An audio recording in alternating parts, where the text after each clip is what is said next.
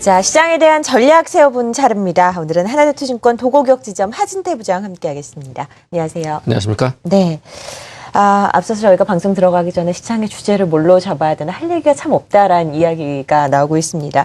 오늘 S&P 500 지수가 또 사상 최고가를 경신했는데 우리 시장은 또 전혀 다른 움직임이 나타나고 있지 않습니까? 이런 디커플링 심화에 대해서 어떻게 생각하시나요? 네, S&P 500뿐 아니라 나스닥도 사상 최고 이렇게 가고 있죠. 다우도 그 근처에 있고 격차가 벌어져도 너무 벌어지는데 조금 전에 앵커께서 말씀하셨듯이 주제가 없습니다. 네. 돈의 힘이라고 하면 외국인들이 매수를 하든 기관이 매수를 하든 돈으로 간다. 아니면 실적이 좋다 그러면 실적으로 가거나 그렇게 돼야 되는데 이것도 저것도 아닌 이제 그런 부분에 불안감만 많아지고 있는 그런 상태다라고 보시면 될 겁니다. 자, 우리 시장에서 지금 보게 되면 실적이 그렇다면 그렇게 나쁜가를 한번 생각을 해봐야 되는데요. 그 정도까지도 아닌 것 같습니다. 기대치가 좀 높았던 부분 그리고 역기저 효과라 그러죠. 그 전해에 비해서 우리가 워낙 좋았던 부분들이 있었기 때문에 특히 삼성전자부터 해서 또 현대차 그에 대한 반대에 대한 부분들이 나타나고 있다라고 볼 수가 있겠고요. 누가 뭐라 그래도 최근 시장은 금융장세 이후에 실적 장세다라고 보시면 될 겁니다. 그런 부분이 화두인데, 자, 이렇게 볼 수 있습니다. 만약에 O라는 부분이 좋아졌다 그러면 O가 올라줘야 되는데 O를 못 오르고, O란 부분이 나빴다면 O 부분이 아니라 O보다 더 넘게 빠지는 그런 부분이 이제 왔다 갔다 하는 부분에서 점점 시장이 약해지는 그런 이제 근간이 되고 있는데요. 그 반면에 미국 시장을 보게 되면 재료를 아주 적절히 잘 활용을 하고 있다라고 볼 수가 있겠습니다. 실적은 기저효과 때문에 그 전해가 워낙 안 좋았으니까 요새 들어서는 그렇게까지 나쁘지는 않게 보이는 기저효과가 나타나고 있고요. 고용 부분이 안 좋으면 안 좋은 대로 테이퍼링이나 이런 QE 축소가 연기될 것 같은 그리고 고용 부분이 좋으면 경제 살아난다고 하는 어떻게 됐든 간에 좋게 계속 해석을 하면서 시장을 견인을 하고 있는 그런 부분입니다. 그렇다면 이제 이런 부분들이 과연 언제까지 갈 것이냐에 대한 부분이 있는데요. 대체로 보게 되면 올해 시장을 좋게 보시는 분들의 주류가 이런 부분이 있습니다. 작년에 1년을 놓고 보게 되면 우리나라가 글로벌 시장에 비해서 굉장히 많이 처졌죠. 그런 상태에서 경상 흑자가 나 있는 이런 부분이란 말이죠. 그렇게 되면 보통 그 다음 해에는 쫓아가는 성격이 굉장히 많았습니다. 결과적으로 놓고 봤을 때, 자, 우리 시장 같은 경우에 설 전후 정도 되면 2월 초 정도가 되겠죠. 대형 기업들의 실적 발표가 어느 정도 마무리가 될 겁니다. 그러고 나면 이제 서서히 올해는 작년보다 조금씩 나아질 수 있는 1분기에 대한 기대감이 이제 조금씩 나타날 수 있는 그런 부분이 될 것 같고요. 그 사이에 지금 보게 되면 코스닥이나 중소형주가 주는 거는 상당히 바람직한 부분입니다. 어느 한 군데든 간에 나타나는 우리 두더지 게임 할 때 뭔가 하나 올라오면 게임이 아직 진행 중인 거죠. 그것과 동일하게 보시면 될 겁니다. 게임은 아직 진행 중인 부분이기 때문에 어느 한 테마가 됐든 한 번씩 올라주는 상황은 아직까지 우리 시장이 살아있으되 눈치 보기가 좀 더 연결되고 있다 이렇게 볼 필요가 있을 것 같습니다. 참 상황을 타개해 나가기 어려운 시점에서 혼란스러운 시점 어떤 전략을 세워야 되는지 생각을 해보던 차에 업종을 중심으로 좀 접근을 해보자라는 것이 하진태 부장님의 의견인데요. 먼저 연초 실적 의구심으로 좀 하락했던 조선주부터 살펴보면서 업종에 대한 이야기 나눠보도록 하죠. 네, 그래서 조선주를 먼저 한번 골라봤습니다. 네. 자, 조선과 제약을 고른 이유가 있습니다. 여러 업종이 많죠. 대표하면 전차겠는데 전차를 좀 뒤로 밀어놓은 거는 워낙 많이 알고 계신 것 같고요. 네.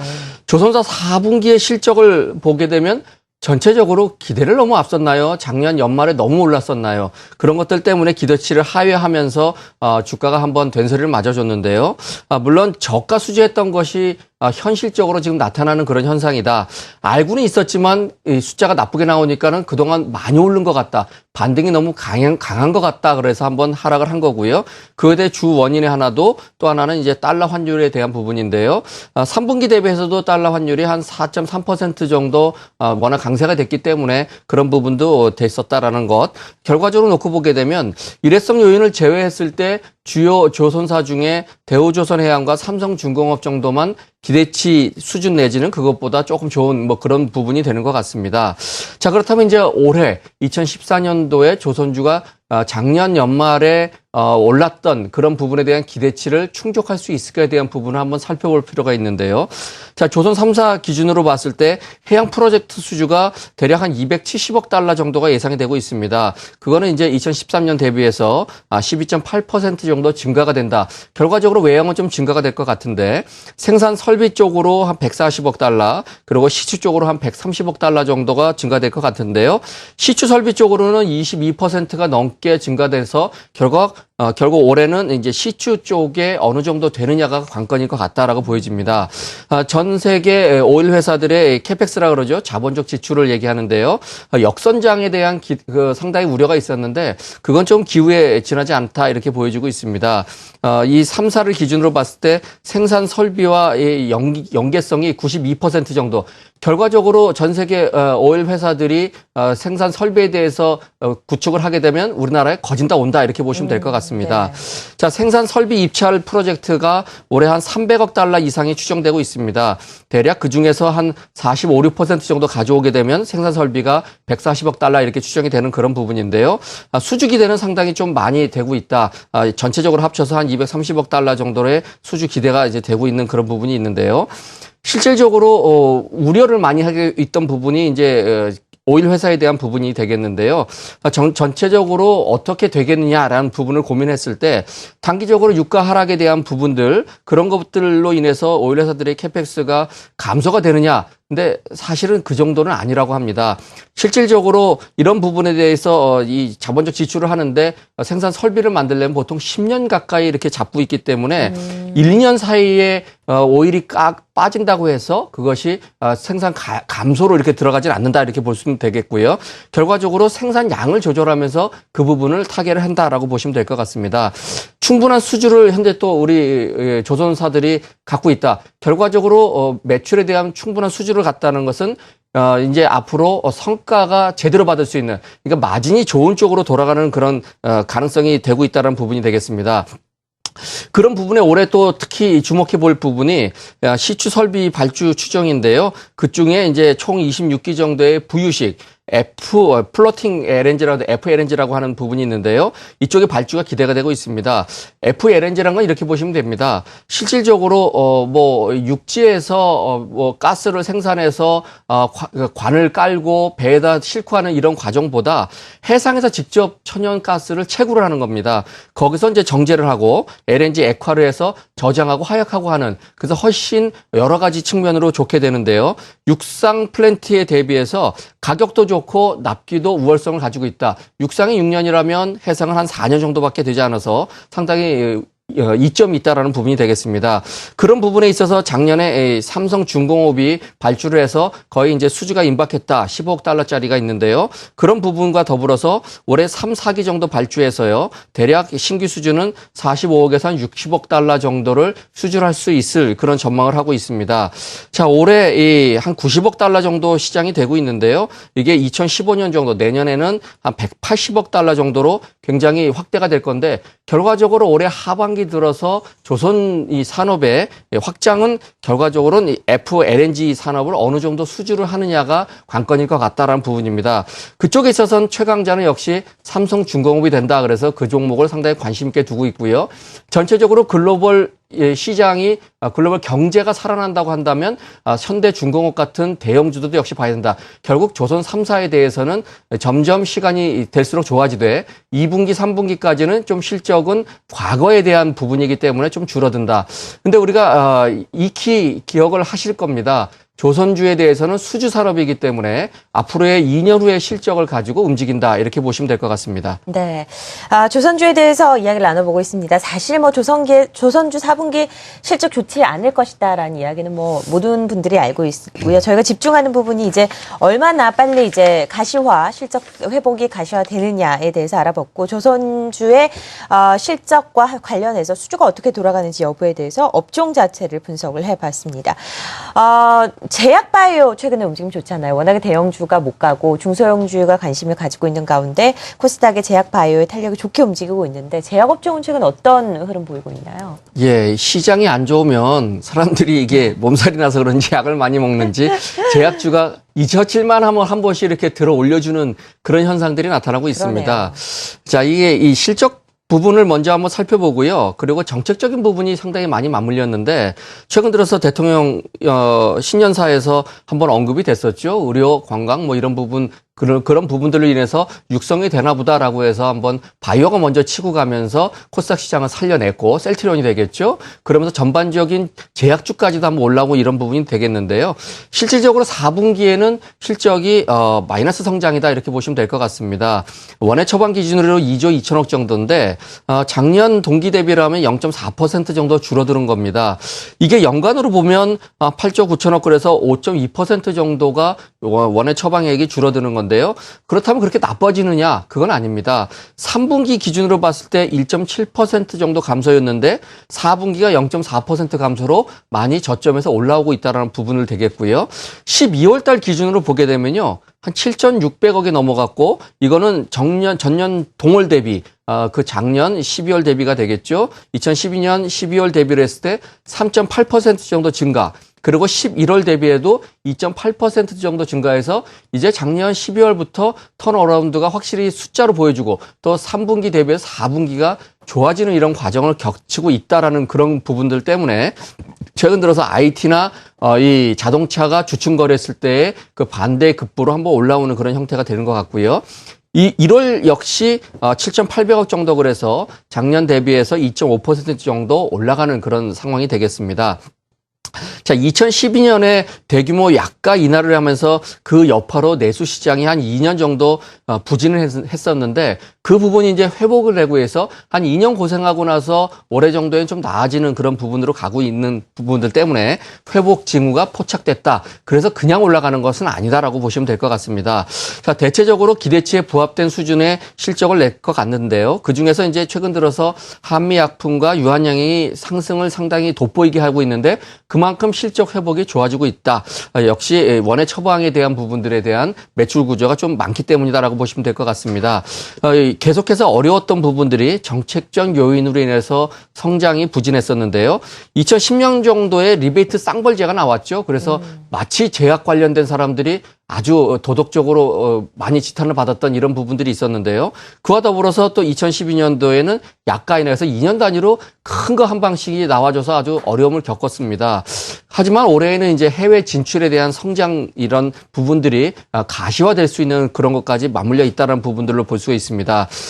저성장의 요인 또 하나였던 대형 의약품에 대해서 올해 이제 특허가 만료가 되면서 평균 단가가 인하가 되는 그런 부분들이 있을 수 있습니다.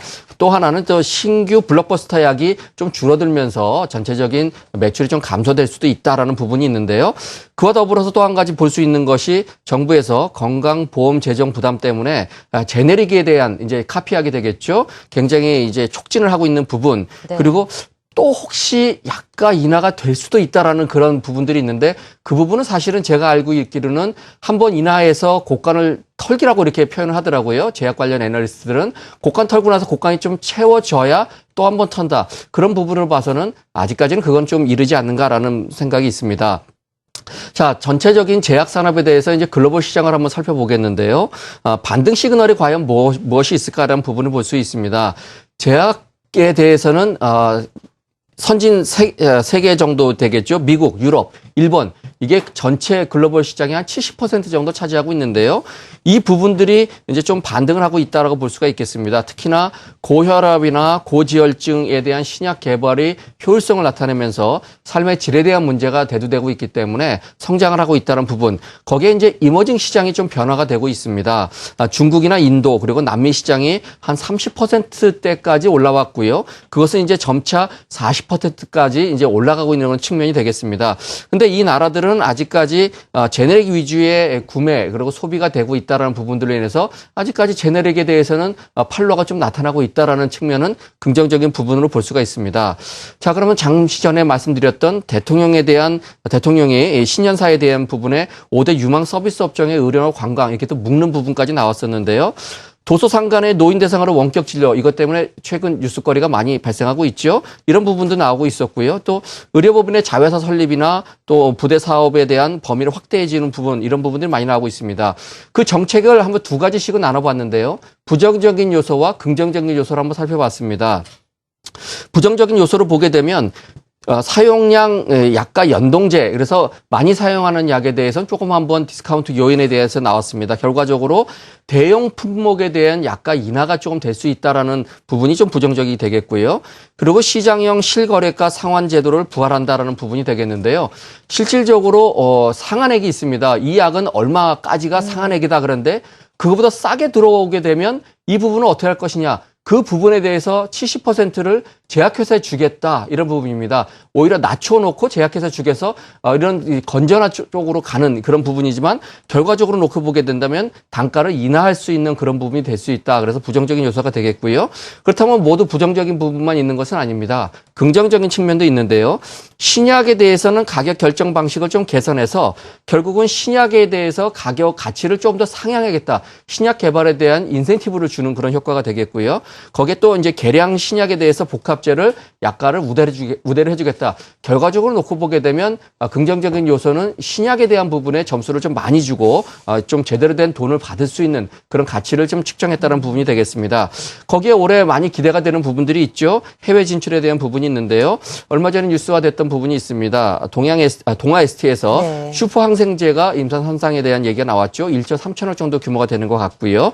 한미약품이 돋보이는 부분이 있습니다. 위궤양 치료제가 되겠는데요. 이게 올해 본격 판매 허가가 되기 때문에 본격적으로 매출이 날 것 같다. 대략 글로벌 한 5조 정도 시장이 된다라는 부분이 있습니다. 거기에 이제 녹십자 같은 경우가 면역 이식 관련된 이런 질환인데요. 이거는 임상 3상이 진행되고 있는 과정이고 10조 정도 시장인데 결과적으로 내년 정도까지 되게 되면 가시권이 될 수 있어 보입니다. 그래서 이게 해외 진출 관련해서는 이제 한미약품, 또 한미약품은 원해 처방 관련해서도 턴되고 있기 때문에 한번 이제 대형주에서는 그런 종목들이 관심을 좀 두고 있고요. 그리고 여러 가지 정책적인 부분으로 혼란을 빚었다 해도 소형주 중에서는 특화된 삼진제약 같은 것들이 있죠. 뭐 우리나라 대표 두통약 이런 부분들로 인해서 그런 것들이 좀 관심권에 드는 그런 토픽 종목들이 되겠습니다. 네. 시장이 주춤하면서 제약 바이오 업종 코스닥에서 많이 떠오르고 있는 상황입니다. 그런데 이런 타이밍적인 부분뿐만 아니라 업종 자체에서 어떤 모멘텀을 가지고 있는지 제약 업종에 대한 분석을 자세하게 해봤습니다. 시장으로 좀 돌아와 보도록 하죠. 1950선에서 80선의 박스권이 좀 중요하다라고 말씀을 해주셨는데 시장이 영 이제 앞으로 못 나가고 있는 것이 사실입니다. 앞으로는 어떻게 전개될 것으로 예상하시나요? 네, 시황은 비슷한 수치를 제시를 하는데요. 조금 시황관을 제가 바꾸고자 합니다. 네. 일단 그 두 박스에서 벗어나면 한쪽으로 많이 치우칠 거다라고 생각을 했었는데요. 1950이 무너졌는데 금방 회귀를 했습니다. 이런 상태에서 이제 많이 빠지는 것보다 시간을 조금 달라고 하고 있습니다. 이 시장에서 그 박스 내에서 제가 아까 말씀드렸던 이런 설 전후까지 결국 2월 초까지 이 정도 박스권에서 크게 벗어나면 다시 회귀되면서 시간 조정을 거칠 그런 가능성이 있고요. 그 이후에 방향성, 외국인들의 이런 이제 힘에 대한 논리로 움직일 가능성들이 있어 보이는데요. 결과적으로 상방향에 대해서 뭐 ETF 상품을 들어가셔도 좋고 대형주로 들어가셔도 좋은데 최소한 20일 이동평균선은 상회를 이게 안착을 해야 된다. 오늘도 그 근처까지 갔다가 밀려났거든요. 결과적으로 20일 이동평균선 회복될 때까지는 매수는 조금 천천히 하시되 낙폭이 과대한다면 그건 일시적으로 좀 들어가셔도 좋겠다는 부분입니다. 자, 하지만 지금 시장에 있어서는 코스닥 시장도 많이 움직이고 있고 제가 IT에 대해서 IT 부품주에 대해서 지난 시간에도 한번 말씀드렸었죠. 급하게 분위기가 바뀔 수 있다.